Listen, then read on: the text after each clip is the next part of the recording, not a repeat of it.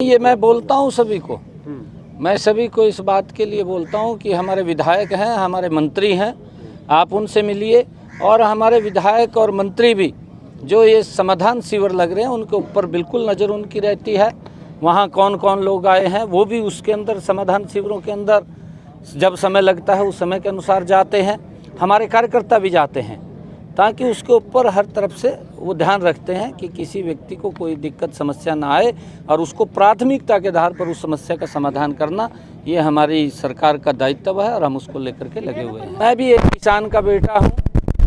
मुझे भी मालूम है कि किसान की जो समस्याएं हैं और उसी को ध्यान में रखते हुए हमने हरियाणा के अंदर किसान की 100% फसल को MSP पर खरीदने का काम किया है। और उसके साथ साथ लगातार पिछले 10 वर्षों में किसान को हमने मजबूती की तरफ ले जाने का काम किया है। चाहे प्रधानमंत्री फसल बीमा योजना है, चाहे लगातार MSP बढ़ाने की बात है, और चाहे किसानों को हमने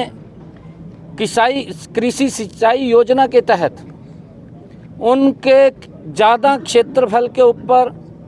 स्प्रिंकल इरिगेशन, ड्रिप इरिगेशन के माध्यम से उसके ऊपर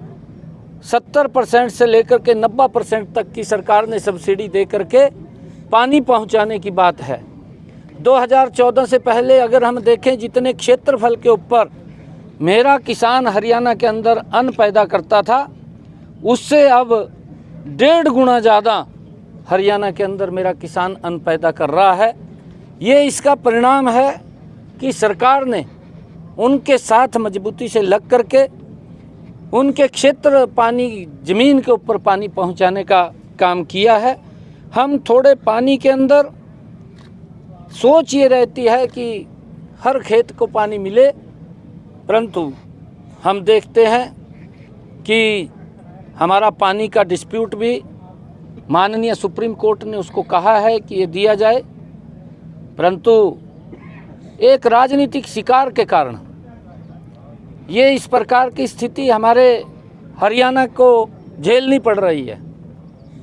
हम चाहते हैं कि हरियाणा के हिस्से का वो पानी मेरे किसान को मिले, और मेरे किसान को वो पानी मिलेगा तो उसको और ज़्यादा लाभ होगा, उसको लाभकारी मूल्य मिलेगा, उसकी स्थिति में भी सुधार होगा। हमने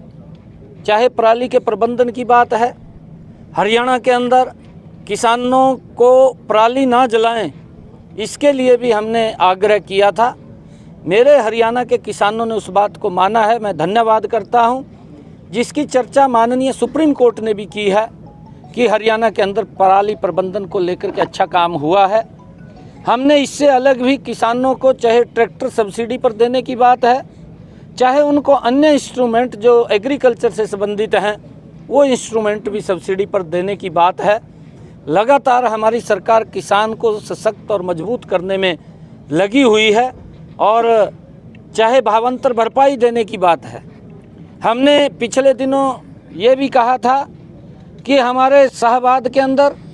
और चाहे रेवाड़ी के अंदर, शाहबाद में सनफ्लावर को लेकर के, सूरजमुखी को लेकर के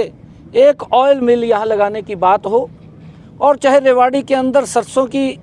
फसल के लिए ऑयल मिल लगाने की बात हो। इन सब विषयों को लेकर के